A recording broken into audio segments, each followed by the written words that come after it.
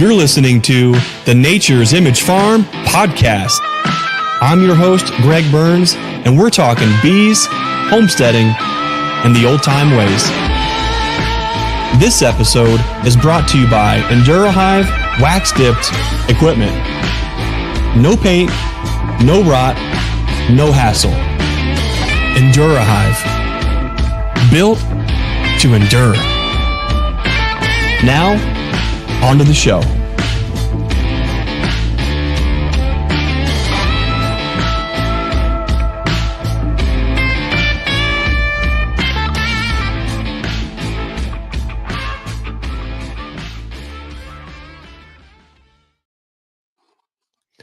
Well, hey everyone, welcome back to another Stream Team Beekeeping Chat. We're so glad you're taking the time out to join us tonight, talk about beekeeping and anything else under the sun that we can come up with. Brian and Bruce, man, it's good to see you guys.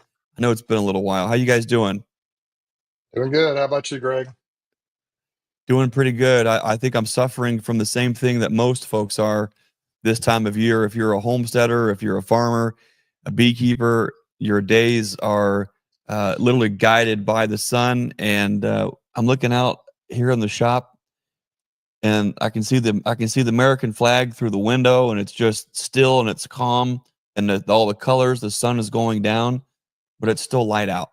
Like there's still 25 minutes to get stuff done out there, and it's really hard to reel it in and to get in front of a computer and to get in here before the sun goes down. Most folks, I think, would appreciate that that we don't stop until dark 30. You know what I mean? So I guess, Brian, we really just need to just dial it in, don't we? Yeah. Just got to dial it in. Bruce, what's new in your neck of the woods? Well, we've had a busy week. My daughter moved into town, and so they're staying at our house for a little while, hopefully a little while. And they got to get established here and kind of get things rolling. And so her and her husband, the little grandson, have moved back here. And we had a lot of folks. Basically, our whole family was here for Easter. My son and his fiance left today, and it's just been crazy. So my son-in-law's father came down with him, helped him drive down here from Utah. And we went through some bees on Friday. He was pretty intrigued by that. He's from Canada. And so that was fun. And I had an experience with Lisa from Grammy midwife Lisa. She came over. She was going to borrow an observation hive from me. And while she was there, I said, "Would you like to be a videographer?" And I didn't say, "Well, I'd like to extend an invitation." That's what I should have said. But anyway, she said yes. So we had 2 swarms that moved into my stacks of comb that I use where I store my comb for honey. And we haven't put them all on yet. But so Lisa and I had quite the adventure trying to get those bees out of there. It's going to be one of those things where trolls are going to come on the video and they're going to tell me how bad I am because we had some bees that didn't make it. And it was hard to figure out how to get them out of there because, we had the stacks they could get in. There's 8 boxes worth of room for them. So the bees were kind of all spread out. They were kind of focused in on 1 or 2 of the boxes, but they were all spread throughout, 4 or 5 boxes. So we condensed them down. And in doing that, it had to get a little bit crazy. And we survived it, but I'll hope to get a video out one of these days on that. It was a good time. Anytime Lisa's around, it's an adventure. So I only invite her to my adventures with beekeeping. She gets roped into an awful lot of adventures with beekeepers, doesn't she? She does, but I think she eats it up. She loves it, and so it worked out good. But as far as the bees go, we're just kind of stacking honey boxes, kind of watching them. We've had a pretty good flow coming in, probably a typical, if not even a little bit better than normal spring flow here, from what I can tell. Privet's been blooming, blackberries. I think we have some tulip poplar, just some different things blooming around. Some, what do they call it? The cherry, can't think of what it's called, but there's a bloom that's everywhere. It's like a little purple flower. It's these big trees. Chinaberry? Chinaberry trees are blooming, or they have been. So the bees have been pretty busy, but the problem is it hasn't rained in about probably 3 weeks now, and so everything's starting to dry up. At least my grass is. But from what I'm hearing from other beekeepers around, the bees are still packing in the nectar. So hopefully they'll continue to do that and get some of this stuff capped. We're going to harvest again in probably 2 to 3 weeks. Yeah, Grammy says what a life she has, and that's true. But it's just been really busy. Life has happened the last week or two. It's been kind of crazy. I haven't been able to spend as much time in the bees as I want to. I feel like I'm behind. I always feel behind.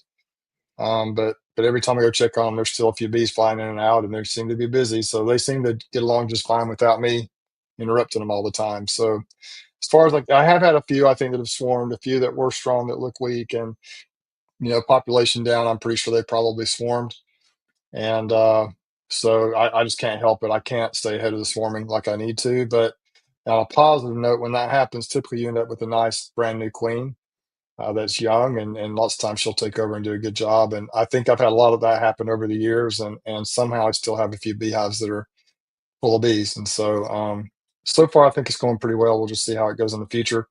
It's been tough to get videos out. I've got one almost edited. I've got that other one of the removal of the swarms from the honey boxes, from the honey supers that I got to get edited. It's just been tough to get videos out. I have been, live. I've had life happening, been so busy with other things. It's been tough to really, I'd like to do much more, but I just do what I can. So that's my story, and I'm sticking to it. It's like you've been busy down there, Bruce. Oh yeah, I've been busy, and I haven't been as busy in the bees as I'd like to be. I've been busy doing other stuff that matters more. More important things. So Yeah. not that I I'm haven't. sure that'll be a part of what we talk about tonight for sure. I imagine so. Tonight we're going to talk about we'll get in just a minute. We'll get into that specifically, but before we go there, Brian, last week everything's ramping up, things are greening up, spring's here, ready or not. Brian, what's going on in the world of Castle Hives this last week? Oh man, I tell you, it is just it's about game on. I've only got the 3 colonies, but I literally feel like I'm one of you guys. I literally feel like I've got 100 colonies out there. It's just, the nonstop work that happens in the springtime. I think I've spoken about it in the past, and I've been prepping equipment and things like that. And I have everything pretty much situated. I kind of went over today and finalized just to make sure that equipment was set for this weekend when I pick up packages. Those packages, every single one of them, they're getting drawn comb. Some of the comb, there's pollen in some of it. There's a little bit of honey in some of them. But I'm going to throw feeders on all of them anyways and give them pollen patties, and, I'm going to beef them up. But it's going to be game on with the bees here very soon.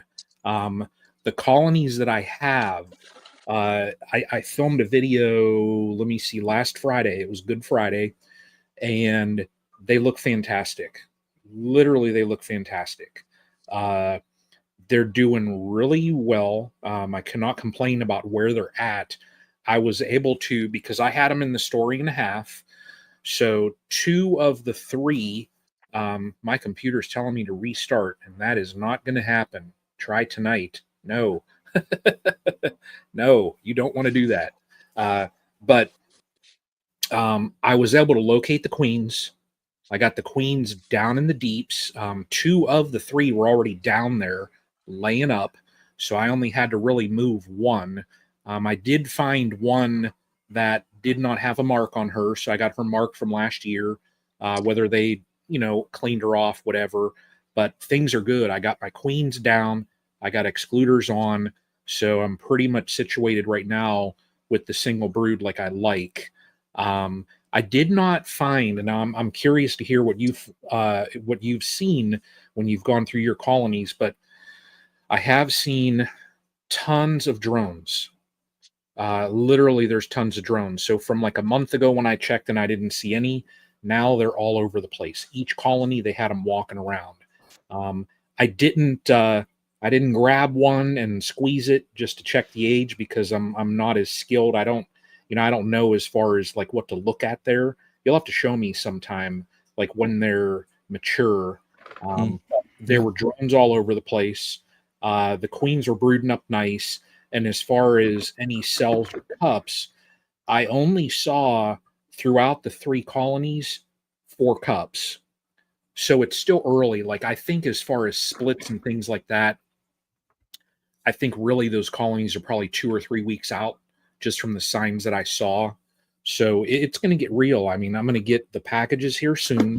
And then probably I'm almost guessing 2 or so weeks later, I'm going to be splitting the colonies that I have. So my 3 are going to turn into, double-digit figures here very soon. So, and I'm excited. I mean, I've got equipment ready, picking up more equipment. Think things are going to be good. So, yeah, I'm excited. We're no longer in that when is it going to get here kind of a thing. Now it seems like it's a hurry up and wait. All of a sudden, all these things are happening, and now it's waiting for a couple little things to fall into place, and then it's just going to be back to just it being bananas for everybody. So I'm looking forward to seeing Brian. Castle Hives will be here at Nature's Image Farm this Saturday. It's going to be great. It's going to be awesome. It's going to be huge. It's going to be the best, the likes of which have never been seen.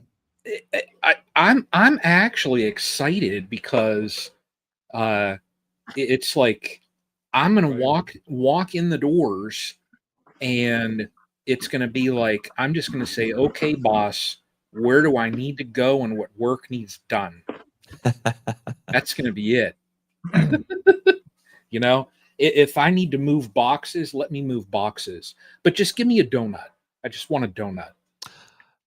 So what we're kind of teasing here about is Brian is going to be the lead floor guy here at the Nature's Image Farm Supply Shop for our next package pickup. So Brian will be here on the floor to help answer your questions, help talk about the different products, what may be a good fit for you. There's going to be donuts. There's going to be coffee. There's going to be Brian. I mean, what more could you really want? It's going to be great. Never going to be another Saturday. Greg. Yo, Greg, can you hear me okay? Oh, you can hear you great. Change my mic. Okay. So I received something in the mail today from these folks. Simple Comb. Oh, wow. Oh, nice. Now I have a bunch of Simple Comb back here. I'm going to get in my hives pretty soon.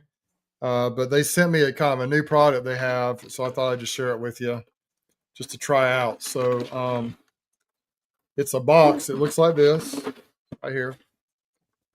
So just like a box kind of, and inside of it's got Simple Comb. It has 6 Simple Comb. I don't know what you call these, 6 Simple Comb, 6 packs of Simple Comb packages. So enough for 3 frames. They're nice little ribbon wrapped around it. But then the cool thing about this is they thought one thing, I guess they've got this new thing they're trying out. And I guess you can order it. I'm not sure, but they sent me some just to try out this year when I do mine. They sent me 2 of these packs, but they're kind of, they call them following sheets.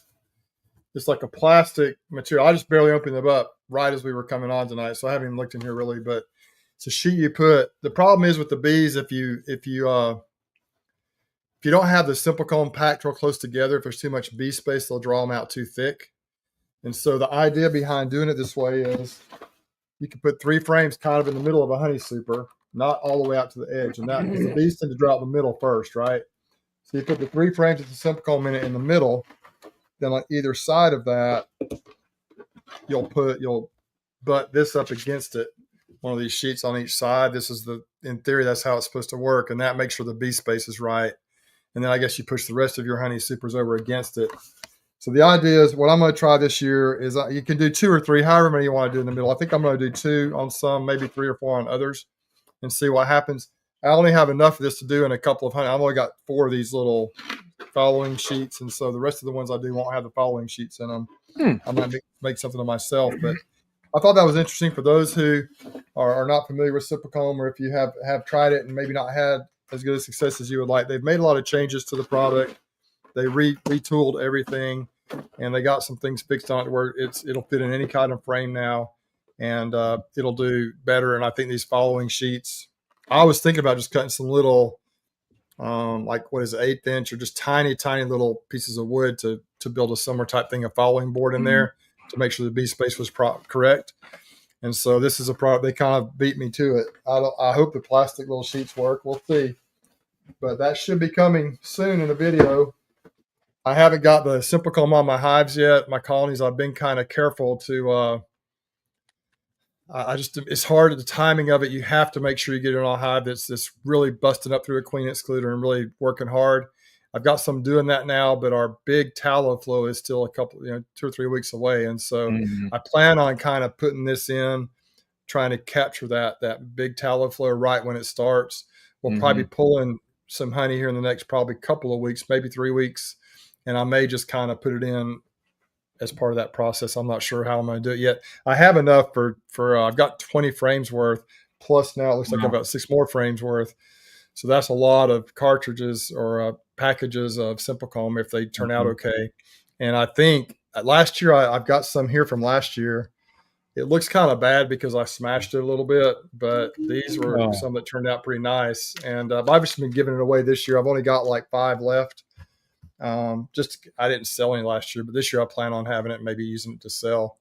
Nice. So anyway, but yeah, I do have, on my I try to put it down in my description, kind of a link to get to it, and you can put a little code in there or whatever, but it's on Greg's channel. So I'm not trying to, anyway, but Greg, yeah, that's it. So thought I'd share that with you. It's a new product they have. They just make contact me and say, hey, I want to send you a couple of these just to try out. And I don't think they're selling them in these packs. I don't know how much they cost, but they're kind of small. I'm sure it's fairly inexpensive just to get 3 frames worth of this.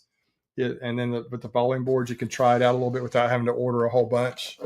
And it might be a way to go just to try this stuff out and see what you think. That's cool. Anyway, it's just a new thing that they've just really come neat up with. Product. And what's cool about the products is when the people behind them are even better than the product too. That makes a huge difference. Mick and Madison at Simple Comb, they're great. We've been working with them. I got really for a couple years now. And when they first came out with the Simple Comb, extremely innovative, beautiful idea, but so many of the frames themselves were not created equal, and not every cassette would fit into those frames. I have one here. We just had a real hard time that year. They don't fit very well. This is the original ones. I never put this in a hive. It was from, I think, actually maybe 2 years ago. We just couldn't get it to fit in there right. But now they've fixed that. They've got it. Greg, you're probably about to go there, but they've done that. They've got to where it fits in perfectly. Yep. They've also done some things to kind of help prevent the propolis buildup. If you look, and mine aren't too bad. You really can't see it on mine. Mine didn't propolize them too bad, but they'll tend to put propolis in every little corner. And they've done some things, I think, to kind of help limit that a little bit. I'm sure there'll still be a little bit in there because bees are bees, but this is an example of a frame that it was just hard to get into. The new ones, I actually, when I was at the Bee Expo, I went and I made sure that I could get them in the frames easily before I bought some. And I went ahead and got some more this year because they popped right in the frames that I just, so they should fit in just about any size frame. Now they made some adjustments. They made some adjustments. And I think what I like the most about it is at first they wouldn't fit, in my opinion, the best frames on the market, which is Premier's frame. Premier's frame, it's way thicker on the sidebars, the tops and the bottom. It's a much more stout frame. And also the actual joinery, it's a beautiful, beautiful frame, and the Simple Comb wouldn't fit it. And that was kind of a bummer, but they've changed that. And so now what we're looking at here is a Premier frame, and it fits, and the new Simple Comb fits it beautifully. So I think that's really, really exciting. We have played with Simple Comb, and we're able to get some good results with it. Like everything though, nothing is as easy as set it and forget it. Right. There is nuance to all of those things. But it really can make a beautiful honeycomb product. I'm looking forward to getting it on here just about the time when blackberry is really going bananas. That is really when I'm looking forward to getting that out in some supers. Blackberry honey is probably one of my favorites. Locust is amazing too, but for whatever reason, the blackberry here sort of just has a almost a peach or fruity, not fruit like as in a berry that you would expect, but it has this very peachy undertone to it. Where I can remember the first time I had it here, I thought, oh my gosh, it tastes like peaches, like a peach orchard. So can you imagine, having this beautiful honey in those cassettes from blackberry that has those peach undertones? That'd be amazing. Hey, can you, hey, Greg, Greg, DC's Bees says, can you hold that show the frame up corners again? Yeah. Yeah, they've really done some incredible work. Typically, most frames you'll see in this area here, there's actually a void, and then when you bring a staple down through it, it sometimes will crack this out, and that'll become a weak spot, on your frames. Premier, has where it's actually fitted, but they've actually taken it a step further. As you'll notice, the corners here, they're actually beveled. And the reason that they did that is this is more of a commercial beekeeping need. But when you would put medium frames through, let's say, a Cowan or mechanical uncappers, a lot of times the corners of the frames on new ones would kind of get chewed up. They actually made these to better suit even the commercial market. So as it goes through that more mechanized equipment, that the corners aren't getting chewed up or hung up inside of equipment. So those ends are kind of chamfered. Those beautiful engineering in those frames, but the sidebars are so thick, the tops are so thick, the bottoms are thick. There's supportive wood in the meat of that. I love them. They're very stout. Mm-hmm. We'll get into some of that tonight when we talk about tonight's topic. So let's go ahead and cover some of that. There's so many things I want to talk to you guys about. I'm going to thank you guys for being here at the stream team beekeeping chat. I put a little video out, and I loved seeing the comments. But I put a video out to ask you guys, what do you want to talk about tonight? What is something that a hot burning question that you have, or a topic that you really haven't heard covered? And then the idea was, let's pick from that, and then that topic. Not only are we going to talk about tonight, but that person will be the winner of an Endura Hive waxed it box that we will ship out to you. So, drum roll, please. Brian, remember like National Lampoons? They're getting ready to light the whole family thing, and I'm just going. There it is. Drum roll, please. Okay, the winner of the Endura Hive waxed it box, and also the inspiration for tonight's stream team beekeeping chat, Miss Jenny McCarthy Logsden. So, Miss Logsden, thank you for your support. But she asks, what are the worst mistakes you have made beekeeping? What are the best decisions you have made? And what did you learn from both? That's a 14-hour conversation. So we're going to try to throw it around the room here and touch on some of those things. I know we have spent an awful lot of time over 3 years talking about trouble spots, things that we wish we would have done different, things that we learned the hard way. And so we don't necessarily need to get into all those things that we're already going to say. We'll definitely touch on some of those. But Bruce, Brian, tonight I thought it would be great to kind of go down that road a little bit, talk about some of the worst beekeeping mistakes that we have made that has been fatal, not only to our bees, but to moving the needle forward with our beekeeping. It's that time of year right now where if you are not planning your work, you will not be able to work your plan, and you will find yourself in limbo land the entire year, constantly not knowing what to do next, cruising Facebook to see what your neighbor is doing as a beekeeper to trigger you to say, okay, now it's time for me to do this. There's a better way to do that, and we're going to talk about that tonight. So again, Miss Carol McCarthy Logsden, thanks so much for all your support, and thanks for tonight's topic of conversation. Before we get going on that, I want to remind everybody that the one and only Brian from Castle Hives will be at the shop this Saturday for our second package pickup. You guys have been amazing. The support this year has been absolutely tremendous. We have set records. I just cannot believe it. But you guys are so awesome. We are now on the second of 3 package deliveries here to the shop, and we have been spending all of our time literally just running up and down south and back up constantly. And so it's been a lot of fun. It's been a lot of work, but looking forward to seeing everyone this Saturday for that second package pickup, and then again in May for the third, and then 1 or 2 more times for nuke pickups. It's getting wild in such a good way. God's been good, and the support of all of our customers and this community has absolutely been amazing. So from all of us here at the Burns family, we just want to say thanks for all your support. Guys, let's get into it. Let's just rip the Band-Aid off and let's go right to town. There's a couple of other announcements I want to make later. We'll talk about those too. Brian, let's just rip the Band-Aid off here, Brian. All right. Let's just get it over with. I know I don't want you just stewing in it, but let's at your and nearly 10 years of experience, Brian, what is one of the single biggest fatal mistakes that you've made with your beekeeping?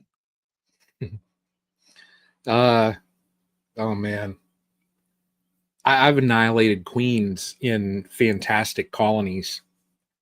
I've gone in to check things, and they say that every once in a while you should just have a plan and stick to that plan. And when you see this monster colony in your yard, probably the best colony that I had last year, I go through it and I find the queen, and I could have left them alone, could have let them do their thing. I go to mark the queen, and I lopped her head off in the one-handed queen catcher. So, oh yeah. And then that colony ended up never making another queen, and they never accepted a queen that I put in it. So they ended up just fizzling out, and it was dead. My best colony. So I've just, through the years, I have a way of just annihilating queens. I think I told, it was at the bee club meeting. I told everybody the story. My very first spring, when I was going in to check my colony, I had absolutely no clue whatsoever about reproduction, bee reproduction. And I just thought that the queens, they'll stay as long as possible. Queens, they'll live for 4 or 5 years, and I'm going to keep that queen in that box for 4 or 5 years. So I pull out frames and I see all these cells on them, and I went on a queen annihilation just spree. I was smushing the cells, cutting them off, squeezing them in my hand. And I remember yelling up to my mom, I'm like, they're going to kill my queen. I had not even looked in the colony to see if I had a queen in the colony. I just knew. Exactly. I was on a mission, and I just knew that those virgins were going to annihilate my colony and destroy it. So I was on a mission to destroy them. Fantastic times, Good times. Yeah. So Brian, what have you learned from that? Oh man. Well, so I've learned from that initial mistake. I've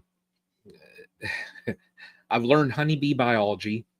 I've learned the different, so to say, stages of their development. I've learned looking in a colony. I've learned what signs to look for, so that, well, if I need to split a colony, let's do that. I've learned all of that through the years. So that way I can look in there and, if I were to go back in time, let's say I get the DeLorean and I go up to, 87 mile an hour, and I go back to, it would have been spring of 2018. I would have tapped myself on the shoulder and said, hey, Bozo, why don't you just do a split here?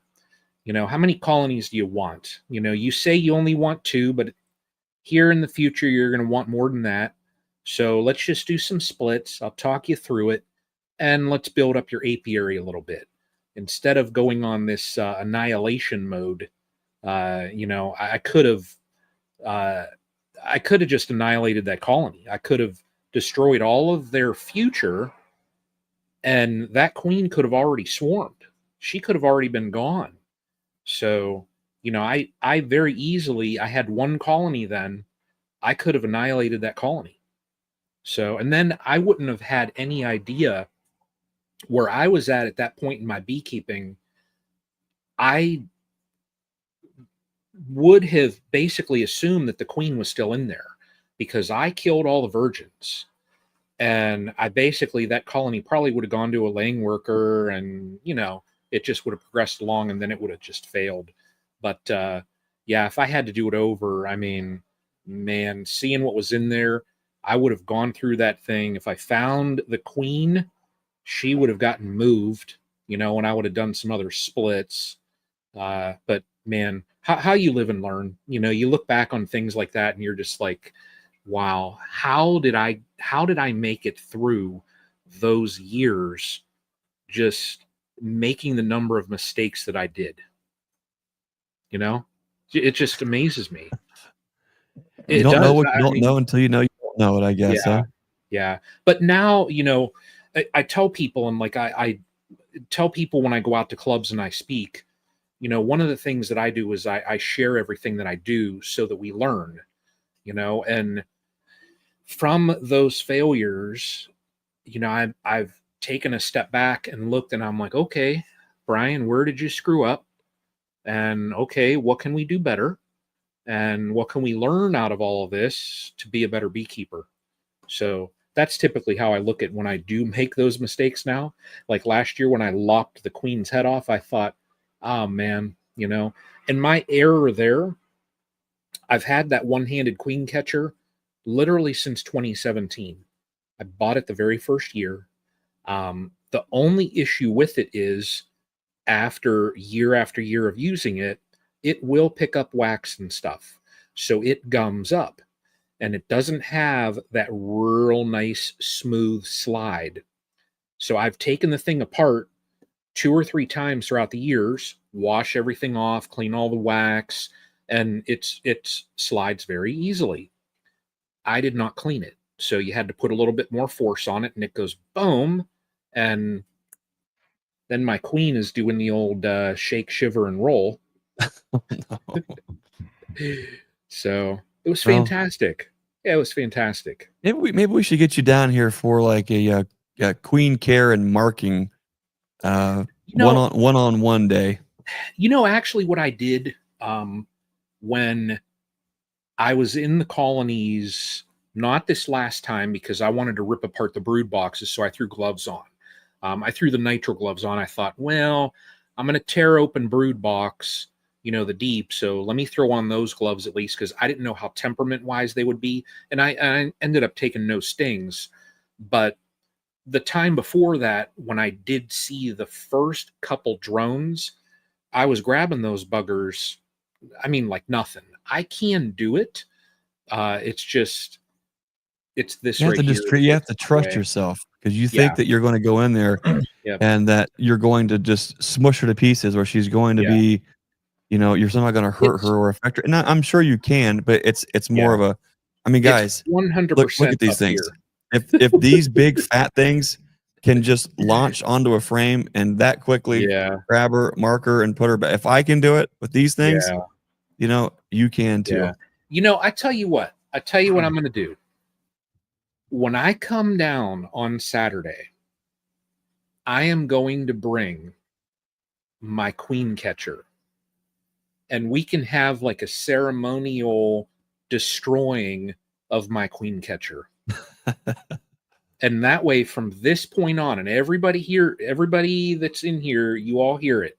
If you see me use a queen catcher this year, then you'll know I fibbed. But I will get rid of that thing and move forward from this day on.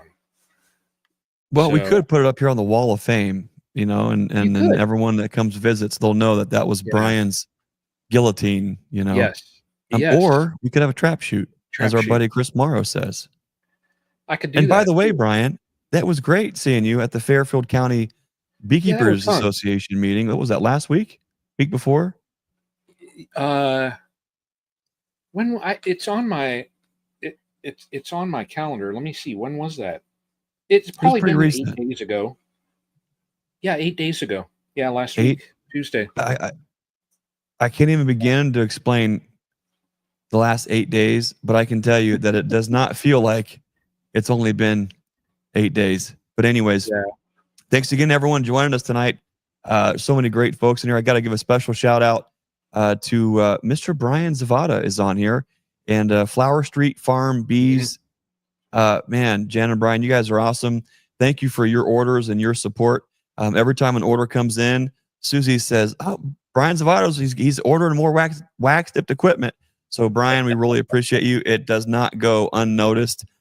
So, thank you for all your support. You guys are awesome. One thing I'm going to throw in here before I forget is you're just seeing Brian here at the Learning Yard kickoff just a couple weeks ago. And before I forget, I want to make this announcement. We have finally put together a plan, and we want to make it special, not only for our Learning Yard folks, but for our YouTube folks here. We are now releasing the Learning Yard shop talks on our YouTube channel under the members only section of our channel. So if you are part of our Learning Yard crowd, all you have to do is just join as a member, and you can watch and replay all of that shop talk, all of that discussion. There is so much great info and great questions that folks ask. But we've got a lot of great folks who come visit, like Brian, to talk about beekeeping from in the lens of their context. That's really important. So now, if you're not a part of our Learning Yard Live crowd here and you're on our YouTube channel, you can also enjoy and learn from that content by becoming a member. So if you're not already, I would encourage you to join. The membership link will be in the description below. But come join and support this channel from the membership level, and then tune in and check out all these Learning Yards just live right here from the shop. It's going to be awesome. The first one just launched today. So the season kickoff with Brian Castle Hives, that one just launched maybe an hour or so ago on our channel. And so I really enjoy the questions. I enjoy the time we get to spend with our local crowd. And I'm excited to see how much of an impact that this can make to our audience abroad. So, Brian, thanks for being a part of that. And now you're officially a part of the members only club. Wow. Isn't that something? Do I get one of those jackets? You do get one of those jackets, just not for me. Oh, Bruce, okay. do you still have one of those members only jackets? You're not probably old enough to have a members only jacket. I don't think I am. That was probably your dad's generation, probably, wasn't it? I'm not sure. Grandpa had the members only, and I can remember it was more like a black kind of a, not really like a windbreaker material, but it was kind of a slicker kind of material. And there was a little patches here on the little straps on the shoulders, and then across the chest there it just said members only. You know, boy, I think we're dating ourselves. Yeah, I don't. Bruce doesn't even know what that's about, so I'm apparently older than Bruce. Yeah, I feel like it right now. But anyways, Bruce, members only jackets were from the 80s. Looks I'm like sure Mr. John Lawler's dating himself too. I just have to see a picture of it. I'm pretty sure I know what you're talking. I think I know what you're talking about. All right, Brian, the whole world wants to know. No one cares about bees now. Everybody wants to see a members only jacket. Brian, can you queue up a photo of a members only jacket? Oh, yeah. Let me see here. Now we do have members only T-shirts. Can you see those? No, I've got one of those. You've got one of those. You guys see, you got a bucket. Thanks for repping the. Yeah. Oh man, I do have a bucket back there. Brian, back there we go. Wow. Brian will get it pulled up there at some point. Wow. Look at Brian's Brian's gonna be distracted. He's gonna be ordering. He's gonna be on eBay and trying to find. Okay, what's this? And even look at that. That is classic. Come on, guys. Get you some of that right there. Oh, look at that. It even says romance on it. Members only. But seriously though, that's a good looking. I wouldn't mind having a. Maybe I'll have to see if I can find me a husky size, a 2XL, and one of those. That's sharp. Members only. Come on now. Look at that thing. Oh, made in Hong Kong, but look at that. Come on. Oh, yeah. Look at that. I mean, all a guy Yes, needs is one of I those and a do. pair of white New Balance tennis shoes. I mean, what Oh, more could you want in life? Yeah, I do nothing. recognize it now that you show it, but yeah. Yeah. That is actually on Etsy for $46. Look at that. Style. Who says style is unaffordable? Come on, I guys. mean, yes. Yeah. I mean, Speaking of style, Bruce, wow.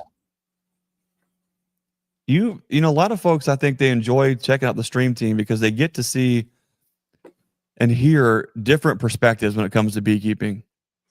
And a lot of folks know that how you have grown your operation.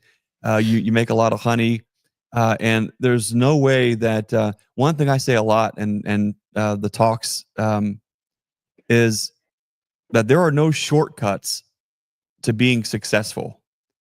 You may find a shortcut to finding a success in something, but there are no shortcuts to becoming successful. Successful is literally where you stack a success and a success and a success, and now you're holding and you are full of those individual successes. That is successful. Bruce, you have stacked a lot of success, doing things, finding the way things that work best for you and your context, your scale, your goals. But to get there has been a road. To get there has been not just a yellow brick road of awesomeness. Bruce, can you talk to us a little bit about what was one of um, the worst mistakes that you feel you made with beekeeping that was fatal to your bees or was fatal to your operation at that time? Well, I think it's a more broad example than what Brian gave. It's just more of a conceptual or a comprehensive look at beekeeping. When I first got started, the first thing my mentor told me was, "You have to control the mites and beetles," and I didn't have a clue what he was talking about. I didn't know what those things even were really. And so for a year or so, he just gave me a treatment. I put it in my hives and I just kind of rolled with it. And then after a year or two, I thought I had it figured out. And I thought the way to go was, and I'm not trying to open a can of worms here, but I'm going to a little bit because I know there's some strong feelings on both sides of this issue. But I decided I was going to go treatment free route. And I decided that, my approach was survival of the fittest and catch swarms, and if they die, they die, and just keep the strong ones. And I just started, I think for a year or two I did okay, and then I started having some kind of crazy loss. I just felt kind of out of control of what I was doing. I didn't know any better, and over the next few years, probably 3 or 4 years, I kind of shifted my thinking, and I've kind of over the last 3 or 4 years with the stream team here, and just through the hive, through the expo, through the conference, and all the great friends I've made through this community, I've kind of settled in upon a pretty, I'm getting some things ironed out. I still have a ways to go, but I'm getting better at doing the three things, particularly, I do treat my bees. I feed my bees some. And I also, I'm trying hard to improve my queen situation, both with quality of queens and attitude, as well as, having a younger average age of queens. That's kind of my goal too. And so started off just really not having any idea. And I just went the treatment free thing. I just thought, stick them in the hives, just let them go and see what happens.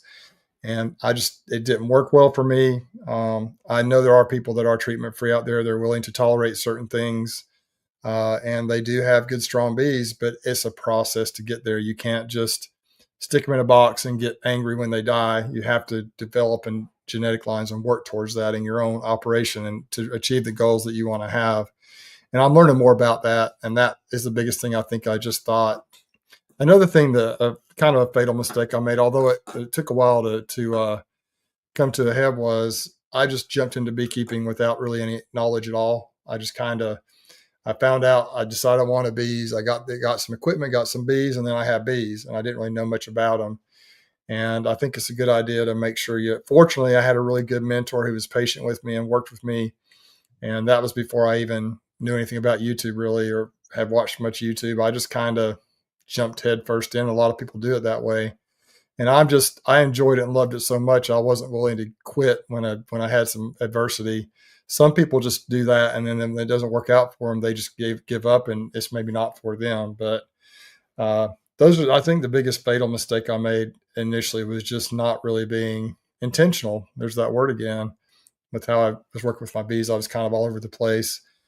And another thing that I could go on and on. Of course, you said it could be a 14-hour chat, but another thing I think that I did, and I think everyone has to do this a little bit, is you just got to try different things.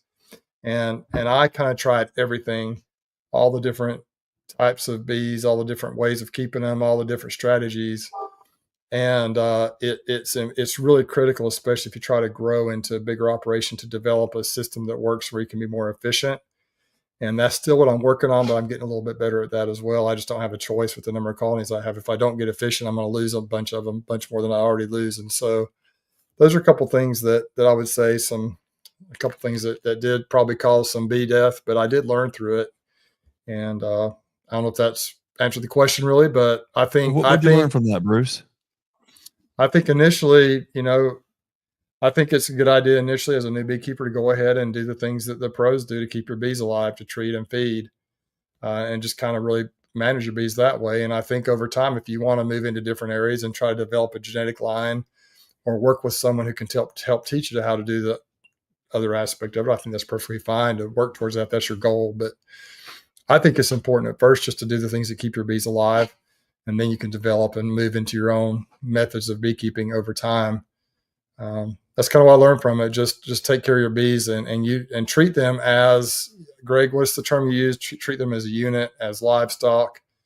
You don't just stick domestic cows out there in the pasture and never look at them, never treat them, never feed them hay, never treat them for a pest or for problems. You don't do that with your cattle. You don't do it with your horses. You don't do it with your cats or dogs.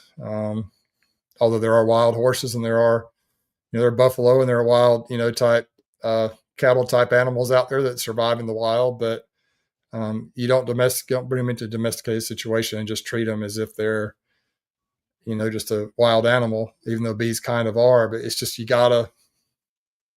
my opinion is, I'm going to just wrap it up here in a couple sentences.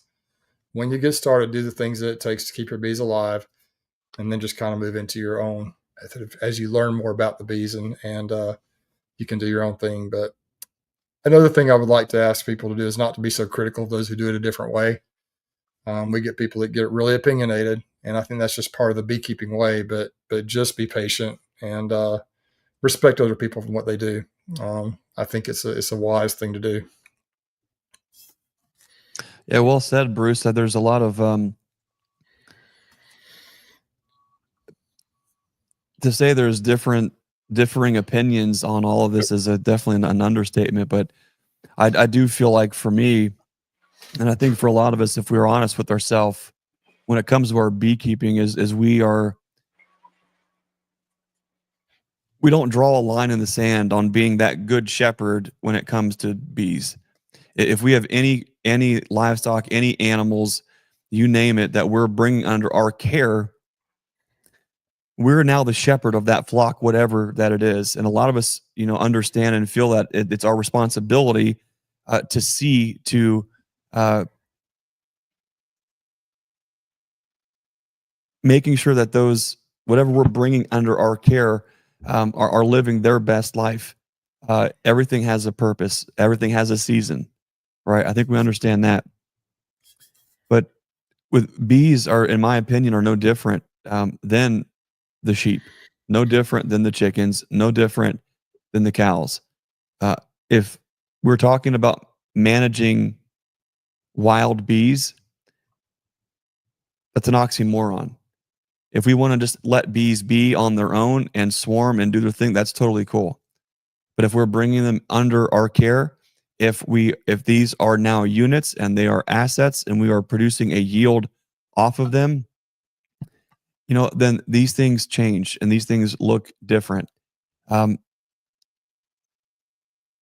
Bruce, you actually asked me to talk about this a while ago, and I sort of forgot about it until now. But what this really means to me, like just right now in this moment, is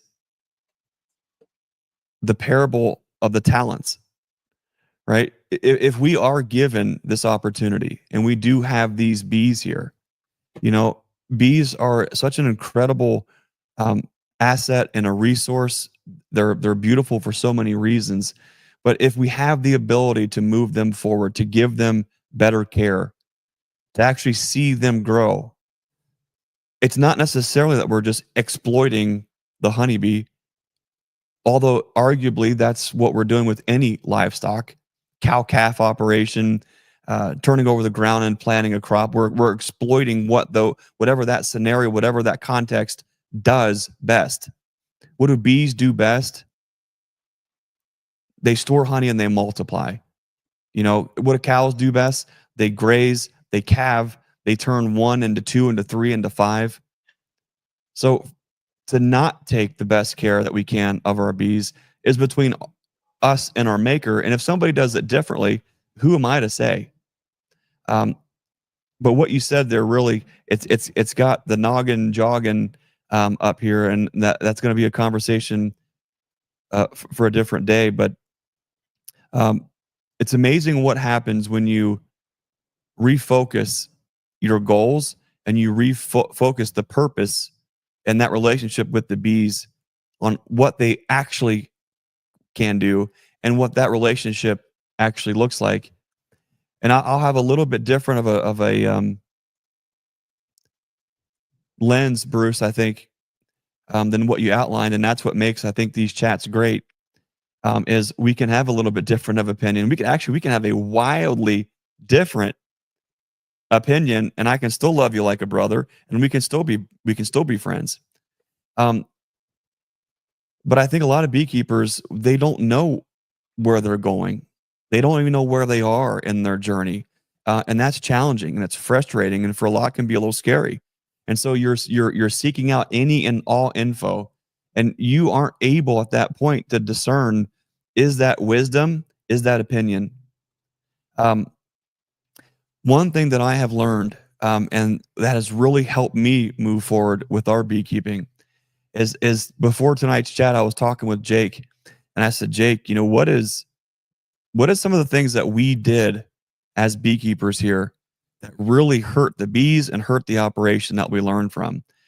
He said the two exact things that I was thinking.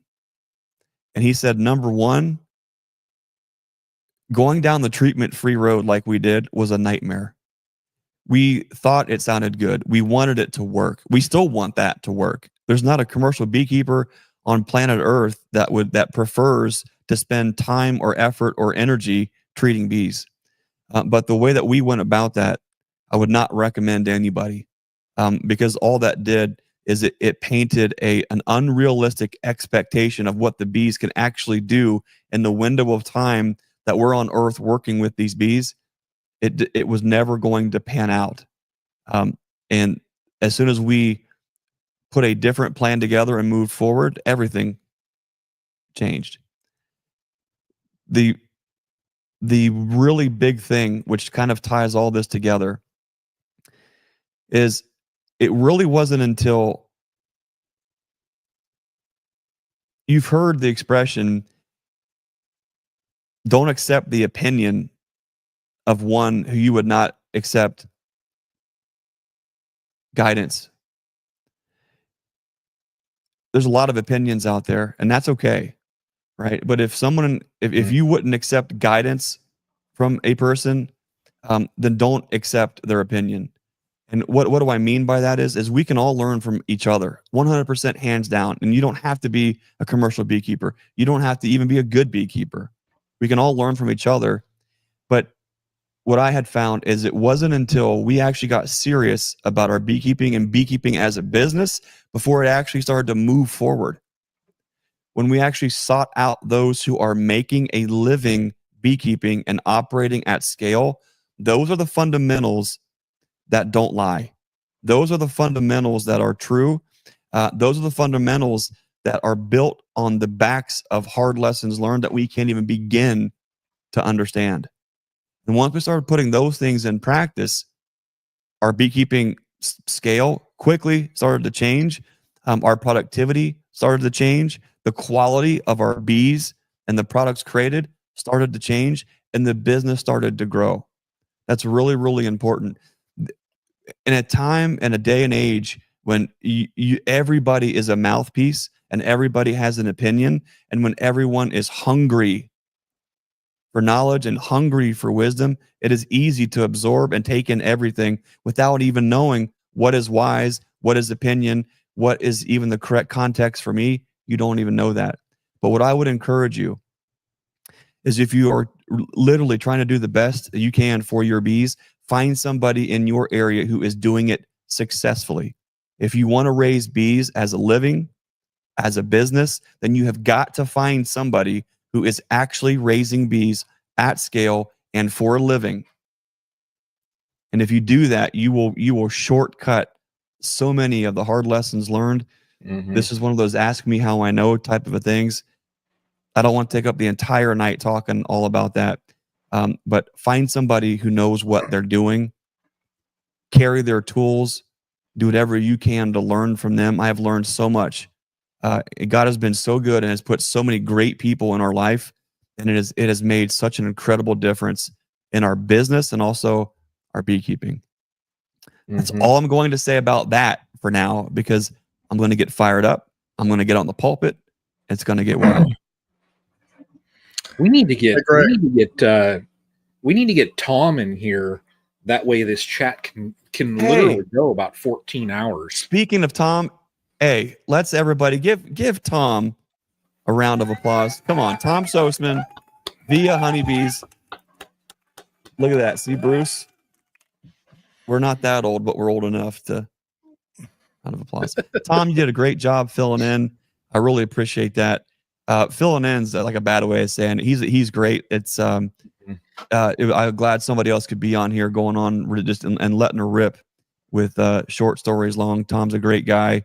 Him and his wife Melissa both. So it was great. If I can't make it here, it was great knowing that Tom could jump on. That was awesome.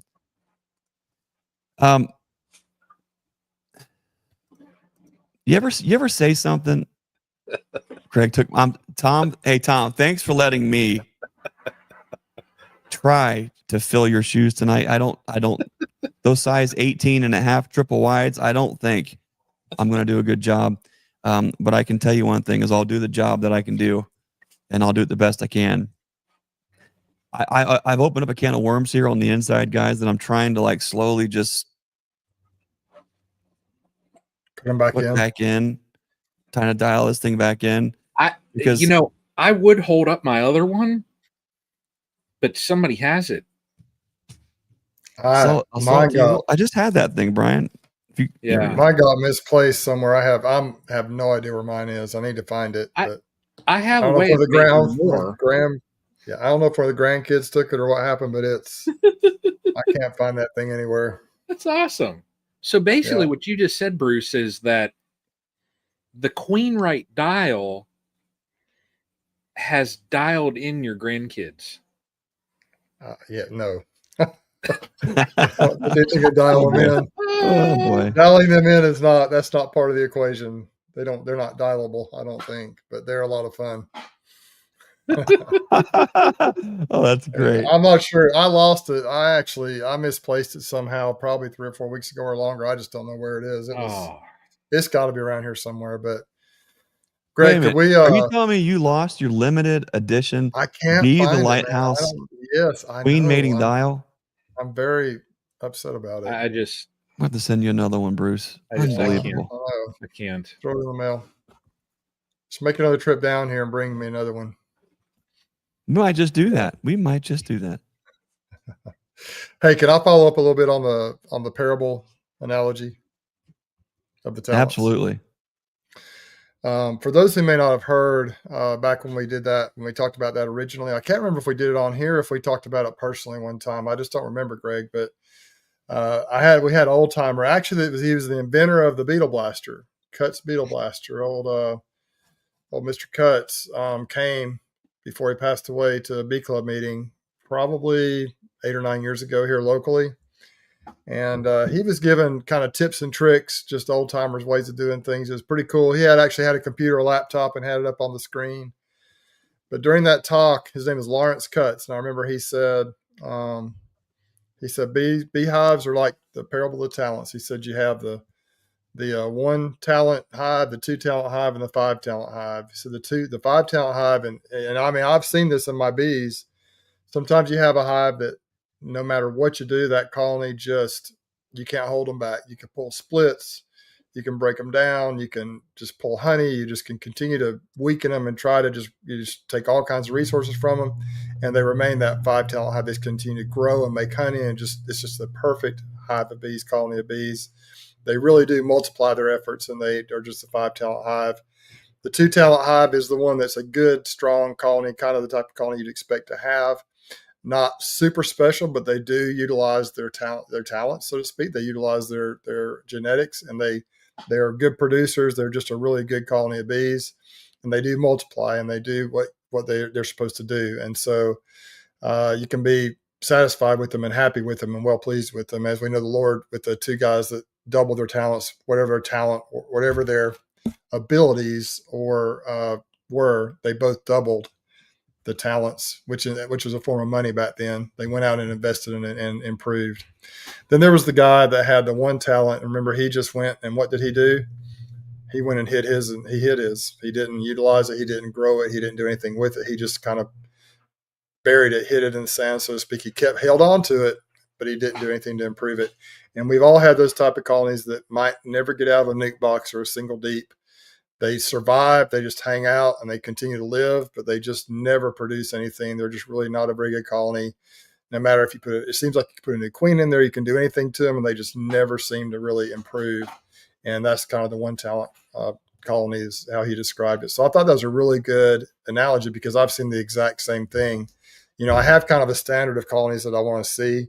I like to see it across all my bee yards. I'd like to kind of keep them at this certain level. And if they reach a certain goal or if they may be the average Alabama honey yield is like 50 or 60 pounds a year average across the state. If a hive gives me that kind of a production, then honestly, can I be real upset about that?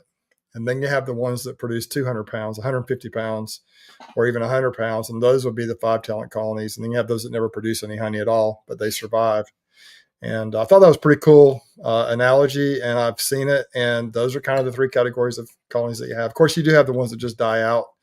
Those aren't in the parallel talents, but what do you do when you have a 1 talent hive? What do you do with that hive or that colony? That might be a question for you, Greg or Brian. What would you do with a colony that it never dies out, but it never really grows? What do you do with that thing? You don't want to ask me.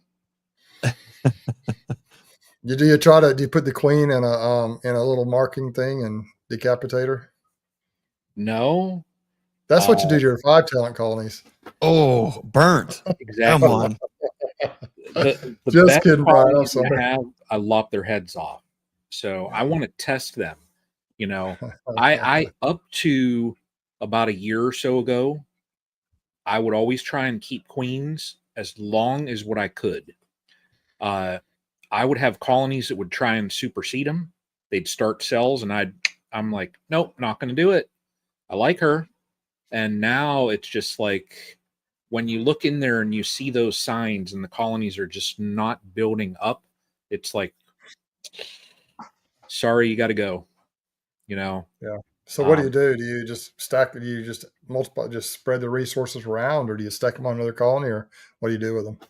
Dump them out? So I still have a hard time just pinching a queen. I do. I still have a hard time. I look at them like, at my scale, I think I have a different relationship, so to say, with them. Being in that small scale hobbyist, I still enjoy the time that I spend with them. Not saying that you guys don't, but I look at them a little different than I think some do. And I look at, you think of them as this, they're just an insect. They're just this simple creature, but they're not. They're this complex organism, and I look at that queen and I'm just like, man, you're failing, but you're part of this complex colony, so I have a hard time with it. I'm getting better. I've I've plucked queens out, and I've drop them in a little cup of alcohol.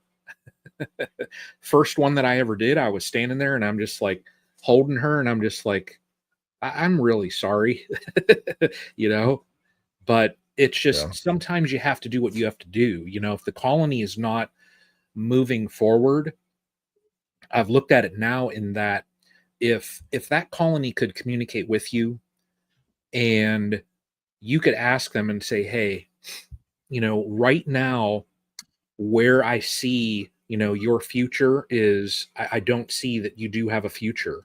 I've identified an issue.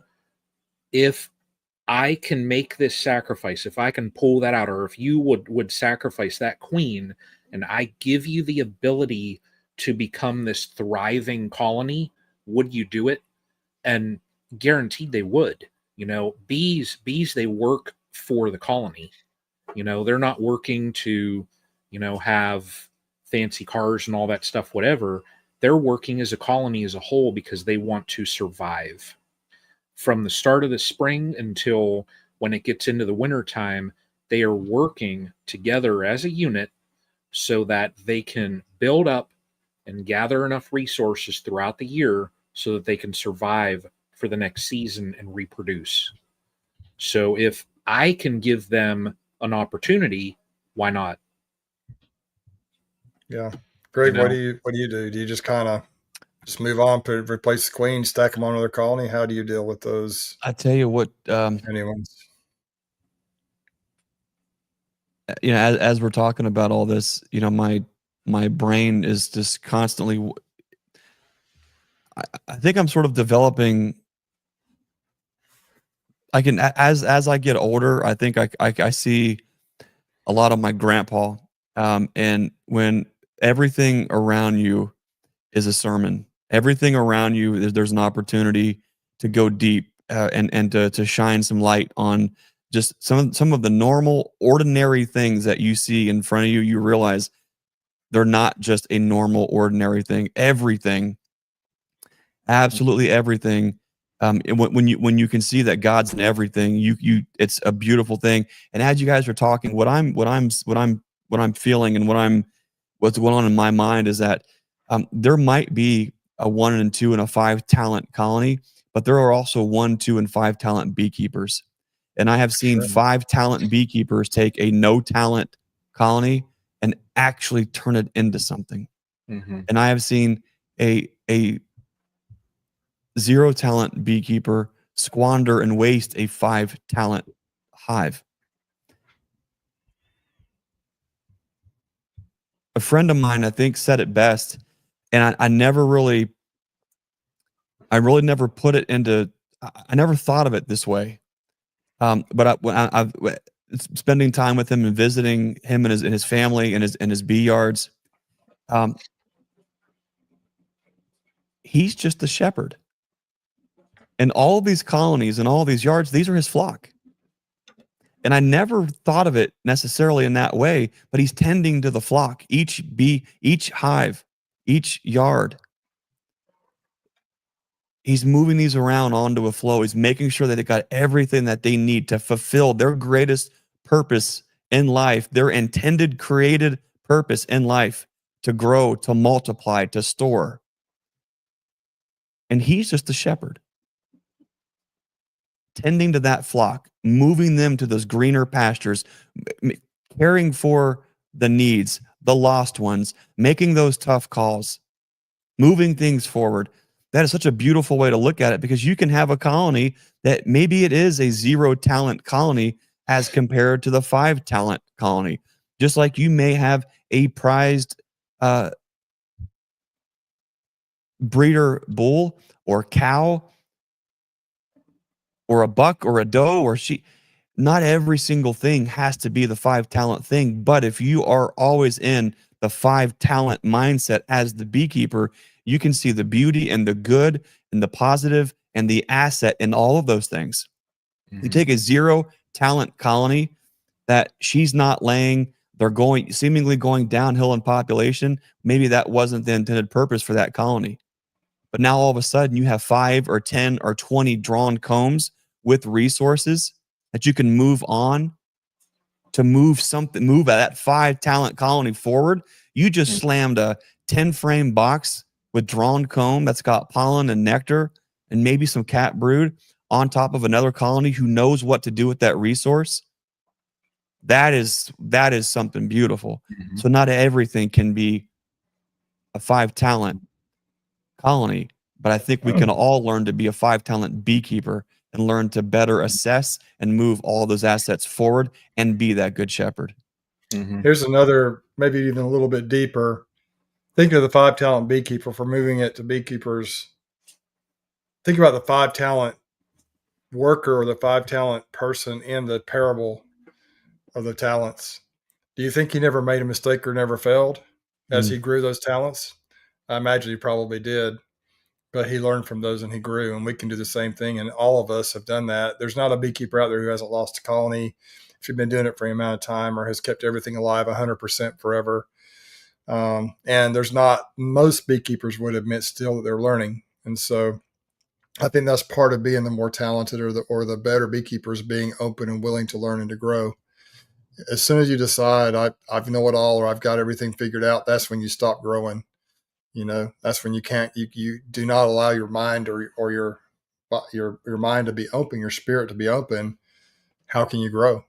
You can't allow growth to come in if you stop. If you just, like the same thing, like with money or with giving and stuff, if you just hold everything close to the vest and you never share, you never can utilize that to grow your spirit and your person, then you're going to just stagnate.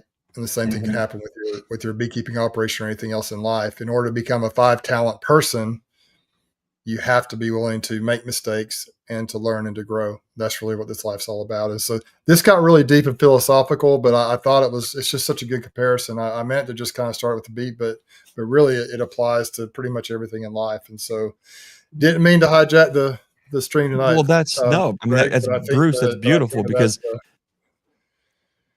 there's some smart saying by like a really smart person. It's something like 90%. Was it not like 90% of a mission is planning? 10% is the actual execution of it, right? And you've heard, plan your work and work your plan. That's one thing that I've learned the hard way. Until we started to actually plan out our work, there was no way to work a plan, and you're chasing your tail. That's right. You don't want to be the beekeeper who you don't know what to do, and you're cracking lids and looking and pulling out frames and looking at stuff that you don't even know what you're supposed to be doing or what they need. Like, that's a rough place to be in, because you never make any progress. And the next worst thing you can be is be the beekeeper who thinks that you've got it figured out, right? And like Bruce said, you're holding all of this secret talent to yourself. This is one of those ask me how I know type things.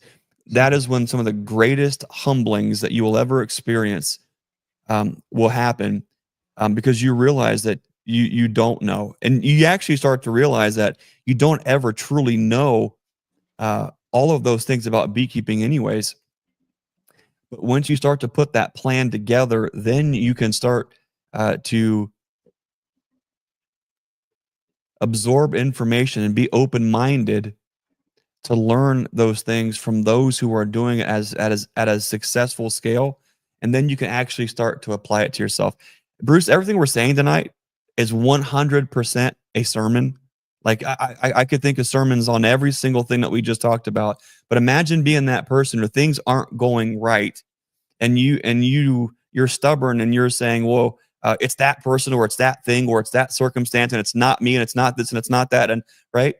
But what happens when you just apply the word to all those things? When you apply the word to those things and that truth, it cuts through all of that.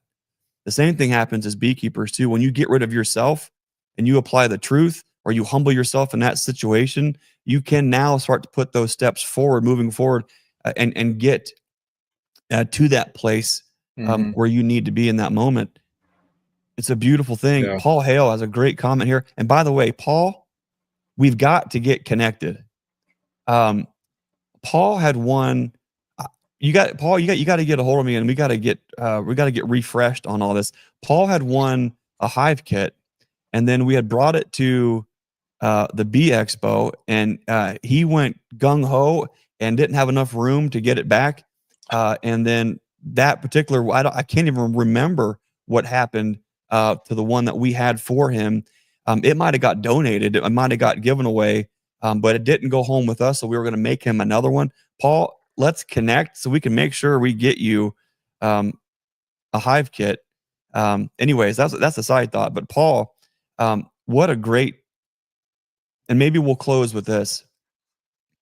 We could spend 14 hours going down this rabbit, and I think this is going to be a to be continued episode.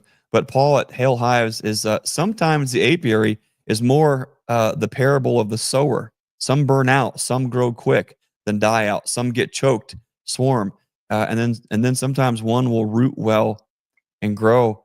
Paul, that is really, really good too, right? Is because you can take that seed on infertile soil. You know, we could throw truth bombs right now. There's somebody listening who there's everything that we're saying right now. They're saying, who do these guys think they are? If they would just do this, they would be the best, like me, because that's the way that I'm doing it, right? That's the infertile soil. That's that rocky soil that none of the seeds of truth are going to grow or germinate. But we are all like that.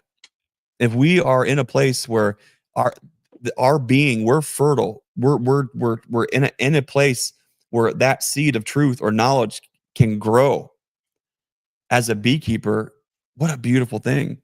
But if we're hardened off, if our ground is rocky because there's too much ego or there's too much pride, or we think we've got it all figured out, or we think that we can't stand Bruce's Atlanta Braves hat, or whatever that it might be, right? And you are cutting yourself short. You will be that zero talent beekeeper, always managing zero talent colonies.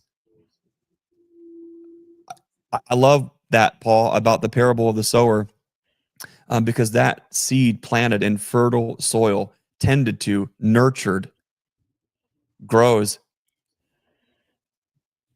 My buddy Tim McCandless, the guy just he opens up his mouth, and I love what he says.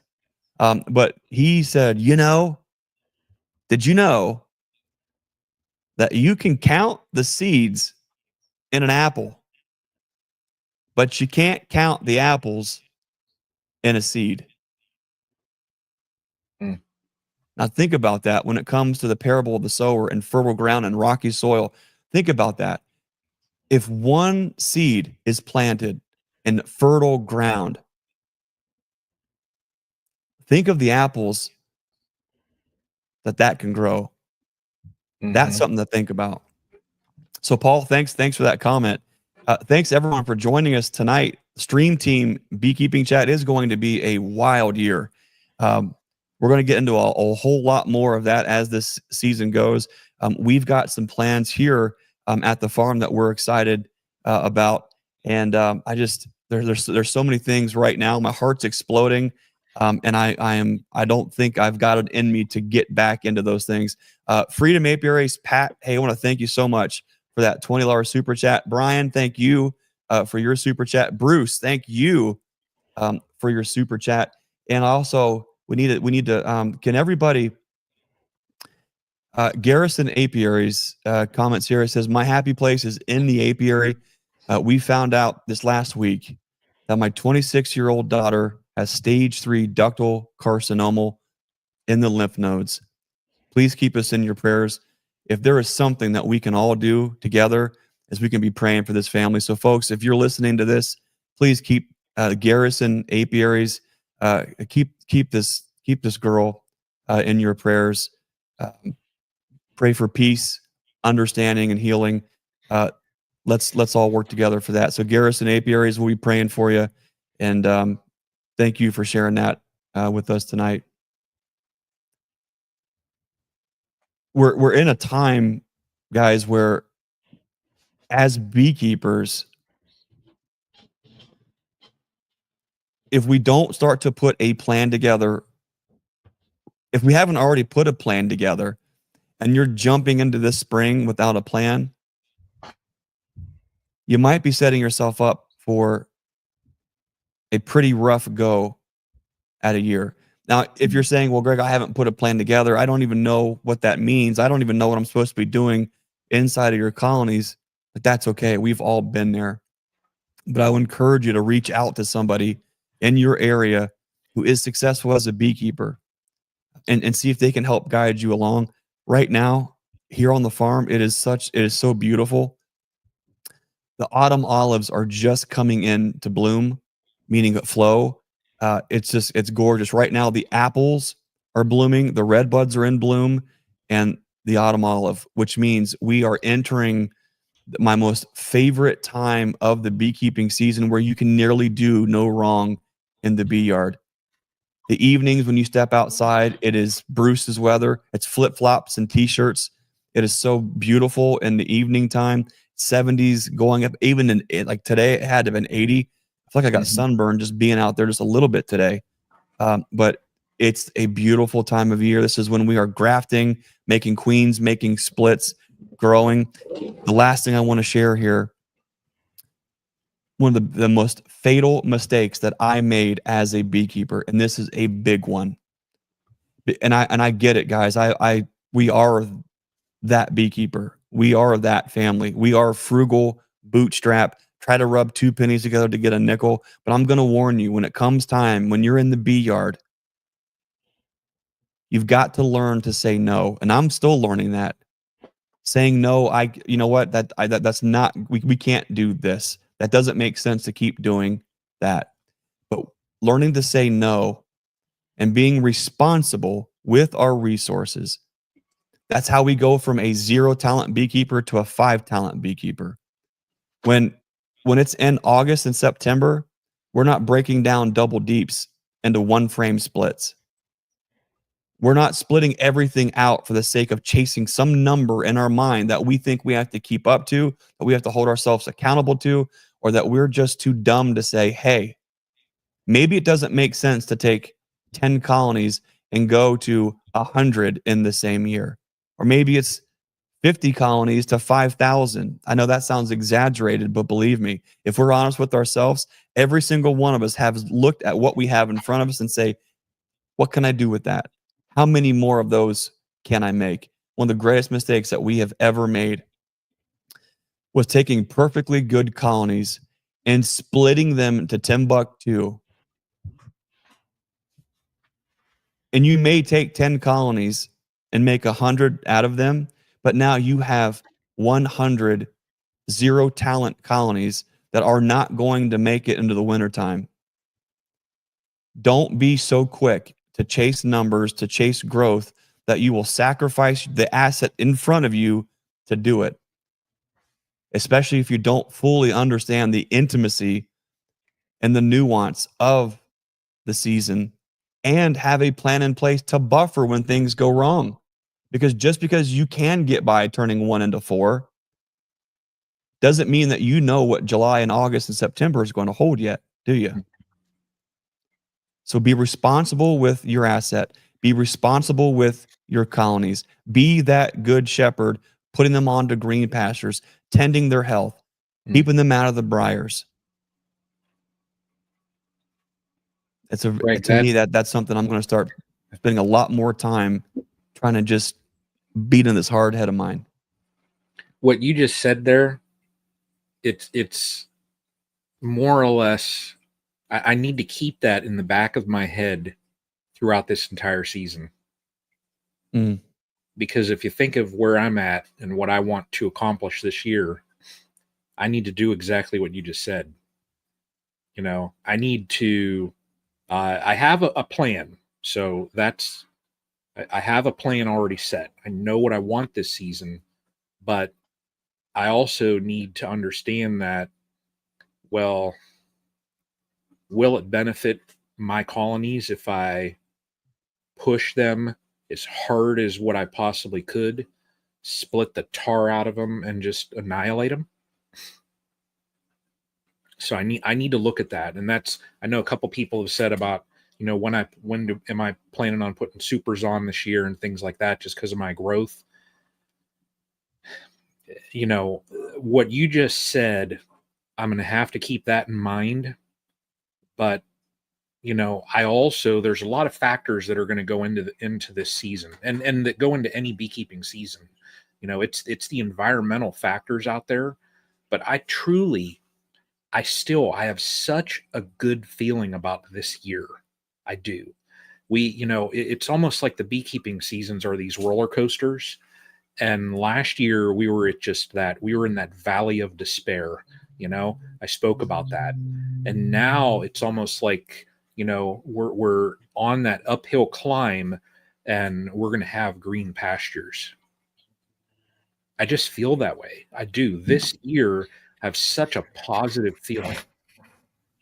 It's going to be a great year, I think, for not just Bruce and Brian and Greg and the stream team, for beekeepers.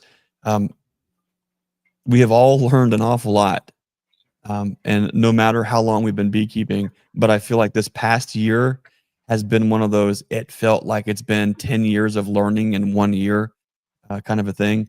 And so there's an awful lot, and then it's going to help catapult us into this stream team beekeeping chat season. I think you're going to see us, dialing in the conversation in ways that I think are meaningful and impactful, not just as the beekeeper, but maybe working together to be that 5 talent beekeeper. That's a beautiful thing. What's going on this coming week with all of us, stream team? It's going to be great. We're going to close on that right after this.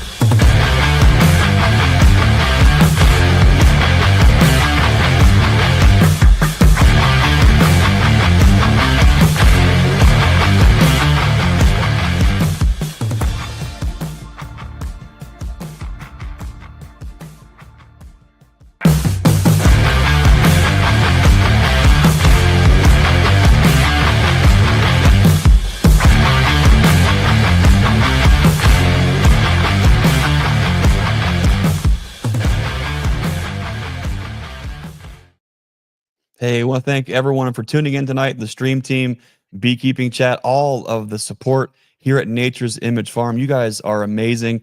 As you guys have known, we have really been working hard to grow our business, grow these product lines, and we are so excited to share EnduraHive wax dipped equipment with folks all across the country. You guys are awesome. If you want to learn more, visit naturesimagefarm.com. Cannot thank you enough. Brian, looking forward to seeing you this Saturday, Nature's Image Farm. Guys, if you're picking up packages here with Nature's Image Farm, you're going to come get to see Brian, ask questions, eat donuts. Oh, man, Brian, you know what we've got to do? Oh, my gosh. I've been saving this. I was gonna do this like the last learning yard this past Saturday. Yeah. When, it was quiet. Everyone was out, right? I had a moment to myself. I looked around. Susie was nowhere to be found. There was 2 glazed donuts left. Oh. And I thought, know what you're gonna know what those glazed donuts really need to take it to the next level? You know what they would need on top? They would need some Castle Hives hot honey. Exactly. I almost went to town. I almost just inside said, just wait on that. Brian, when you're here this Saturday, we're gonna do it. Do we have any Bruce's hot honey here? I have some. I'll bring it. You have some? Yes. Okay. So all right, here's what we're gonna do. Brian, you got to bring Bruce's hot honey. We're gonna have your hot honey, and I have some hot honey from the one and only Mike Art, home of the Easy Ox. I've got some hot. Let's.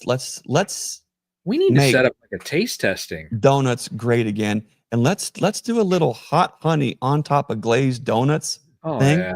right here. That's going to be great. Oh yeah. I'm so thankful that Susan doesn't like watch these replays, because if she knew that I was planning on advancing my potential risk for diabetes, she would say, "What are you doing?" So let's do that. So anyways, it's going to be awesome. Looking forward to seeing everybody here. Whether you need hive kits, jackets, suits, smokers, frames, boxes, or just a donut, stop by Nature's Image Farm this Saturday. We've got one more package route, nearly sold out. That is going to be pickup on May the 10th. It was May the 17th because the dates got kicked back, but then we got it kicked. They brought it back 1 week, so it's 1 week sooner than the kickback. So we'll be sending some emails out on that, and then we've got nukes, guys. Beautiful nukes. I think we're down to maybe about 100 or 120 left for the season, and that's it. So if you're looking for great quality nukes, keep us in mind, naturesimagefarm.com. For all the folks, if you buy your bees with us, you are automatically enrolled into the learning yard. Hands-on learning right here at the shop. We meet in the shop, talk about exactly what's going on in the season with the bees. But wait, there's more. We go right out to the learning yard, right out back here, and we put all that information to work hands-on, where you guys are cracking lids, pulling frames. We're working with you to help you be your best. It's going to be awesome. For more information, to order nukes or packages, you can visit us at naturesimagefarm.com. I'm still working to dial in how we're doing queens this year. The demand far exceeds our ability to create mated queens. And so before we just turn it loose for orders, I'm trying to be very smart about that. So if you are looking for the Appalachian Mutts, the Pepto Pinks, stay tuned.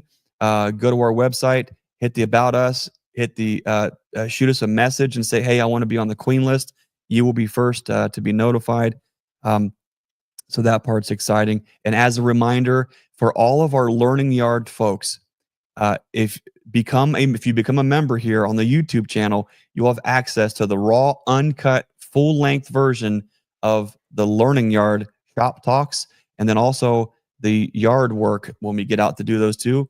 All of that you can revisit, you can replay, you can dig in that information anytime that you want right here on YouTube as a member. That's only going to be available for our members only here on the YouTube channel. It's like $6 a month so that you can support us, and we can also keep continuing to support you with great quality content and education. So Brian, thanks for being a part of the season kickoff one. That one just published today. So you folks can check that one out right away. So I'm looking forward to that. Bruce, what is going on with Bruce's Bees down in Dothan, Alabama this coming week? Well, my plans are to just continue to monitor honey coming in, continue to monitor the hives. Kind of not going to be doing a lot of deep dives into the colonies, may do a few here or there, but I also want to try to graft again. I've got some really nice colonies to choose from. I just got to find time to do it. But that's the main thing. Just really not a lot. There's a lot going on, but not a lot of, we're pretty much done mostly with splits for right now. I think we're done with a lot of things. Just mostly now we're focusing in on maybe stacking honey supers, and we're in honey season right now for sure. And like I say, I may try and make some queens, which would entail a few small splits here or there, getting some bees for the queen mating nukes or whatever, if I'm able to do that. But beyond that, just really kind of letting the bees do their thing and trying to monitor them and keep the appropriate number of boxes and space on. I'm going to try to do the simple comb here when I get, soon. I try to start stacking the simple comb on and see how that goes. I am going to try to let, create a situation where the bees will channel up or tunnel up through the middle, chimney up through the middle as they do. I think that'll be more effective. Last year, I put the 10 simple comb frames in one box and they just filled out the middle part of it. And it kind of got spotty as it went out towards the edge. This year, I'm going to try and really emphasize that and get them to go up the middle. And we talked about that a little bit earlier in the chat. If for those who may have joined later, we talked about simple comb at the beginning. But that's kind of where I'm at. Just we're in the middle of it.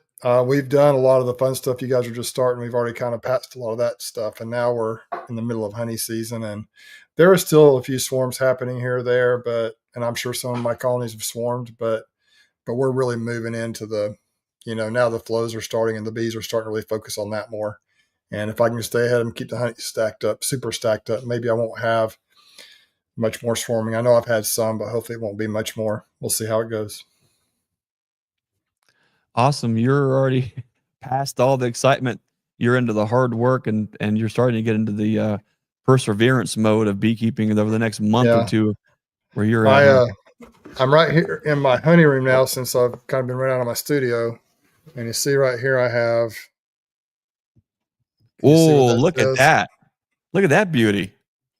So I have run thousands of bottles through that thing in the past. It's a 16-gallon double jacketed honey bottling tank with the no drip valve, which it actually does drip a little bit, but it is so fast. Brian talks about his automated one. I think this thing's almost as fast. I think I could compete with him maybe with this thing. I've bottled up, and we're doing a big order. These are the type of bottles I use for Appling Farms. I've got their pint bottles, nice. actually, 1.5 pounds. And I've got 75 of them bottled up. They have an order for 200, and I'm down to about 6 or 7 5-gallon buckets left. So I've got to get some honey. We start off with 155 buckets. I think we got 6 or 7 left. So we're right there, maybe 8, 6 or 7, but right at the end of my honey supply. So that's where we're at. Our year is, we've kind of finished up last year. We're into this year hot and heavy, and we're about to finish up last year's honey, about to be hot and heavy into this year's honey. And hopefully the bees will continue to produce, even though it has dried up quite a bit out there.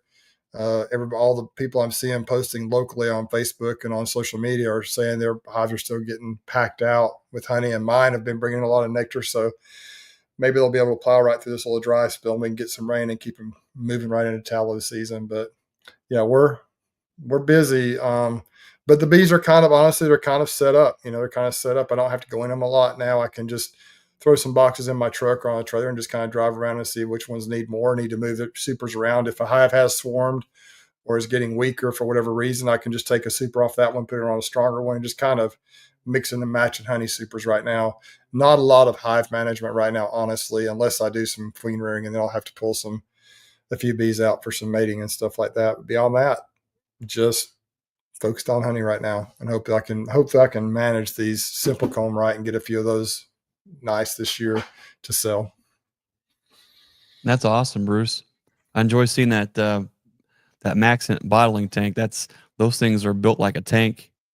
Yeah, I bought this thing in, I think it was 2018.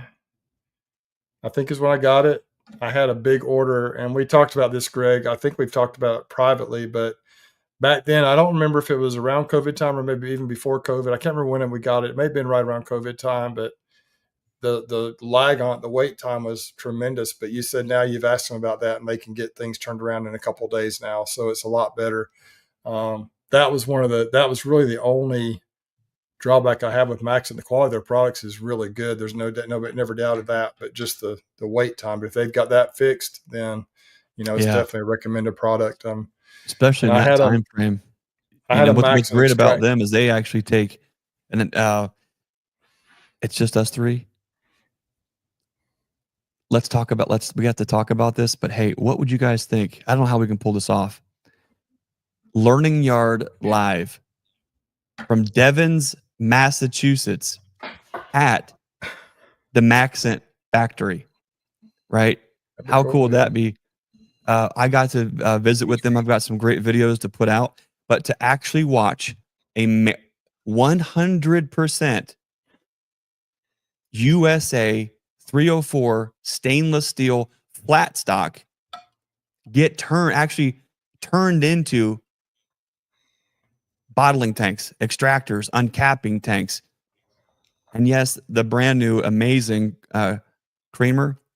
I got to watch them weld this stuff up, fabricate it, form it. I mean, this is not just stuff that's coming off a sea container and a label getting slapped on it and going down the road. In the past, with that lag, I'm sure COVID and labor had a lot to do with it, because it just wasn't a stock item in a box that came over on a sea container. It had to actually get fabricated. But now they are way faster on the turnaround times. But this stuff, this is a conversation for a different day. But when you actually start to compare apples and apples, the thickness and the quality of these products are unlike, there's nothing else on the market like it. They are 2 and 3 times heavier. Like, just to move these things around versus some other things that I've had in the past, there's no comparison. So I'm looking forward to sharing a lot more about this journey for us on literally making made in the USA great again. All the other products, they're out the door. If we got to put our money where our mouth is, that's Maxon has been around since the 70s doing this. They're not some Johnny come lately. They've been doing it and doing it for a long time. And I can't wait to get their storyline out and to talk a lot more about those products. But Learning Yard from Devens, Massachusetts, maybe we can get the whole stream team there and go through their bee yard, but then actually tour the factory and see how that bottling tank is actually manufactured. I mean, what a cool thing. Super, super cool. Brian, what's going on with you in the next week? Well, I'll be at your place, so excited for that. I'm picking up some packages. I've got everything all set. So literally when I pick them up, I'll most likely install them on Sunday. So everything other than one. Last year I did a video, and I think it actually had, I mean, there were a couple thousand hits on that darn thing. I was comparing wooden hives to 3D printed. And I've had a lot of people ask me, whatever happened with that hex hive? They are getting bees. So that is the only one, though, that when I install the bees in that thing, they do not have drawn comb, simply because I had to cut the frames to fit it. So I wasn't going to take frames that had nice, beautiful drawn comb on it, pull the foundation out of it, cut it, and do all that, because I literally would destroy it. But they do have the heavy waxed Premier foundation, so I'm giving them best chance that I could possibly give them. So the packages are going to get installed. Super excited there. That'll get my numbers up, right away. The other colonies that are there, I need to go through them. It's probably going to be Sunday as well, and just see, from me putting the queen down below, see how they've reacted. Do I see any development as far as them moving in the direction of building out cells? And I'll just, I'm going to watch those 3. And when it gets to the point they're going to get split, probably what I am going to do is, and the more and more I have been thinking about it. So my initial plan was to turn my 3 into 9, and then turn the 6 packages into 12. So that would take me to about 21 colonies. I still plan on splitting the packages. They'll be fine. I'm getting them here soon. There's plenty of time this year that I can build them out to fill a story and a half.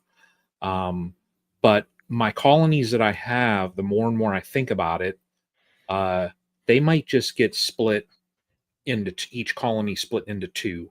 That way it doesn't totally decimate my honey crop, so I can still somewhat have a crop to do markets, things like that. I got to look at the overall situation and do what's best for not just growth, but also to keep my customer base in place as well.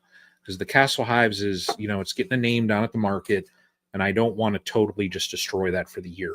So, but it's going to get fun. I mean, the colonies are building up. It's that time of the year where I can get my venom therapy, and I'm going to be very excited when that does happen. So yeah, I'm excited, man. It's going to be a great year. The year of the 5 talent beekeepers. What do you think about that? Yeah. I like it. Like I said earlier, I'm gonna progress from the 1 talent up to a 2 talent this year. You watch. Awesome. Well, we're here to help hold you accountable, but more importantly, we're here for each other to throw ideas around. And hey, now what? Or what do you think about this? What do you think about that? Next week, guys, whose channel is the Stream Team Chat on? Is it mine?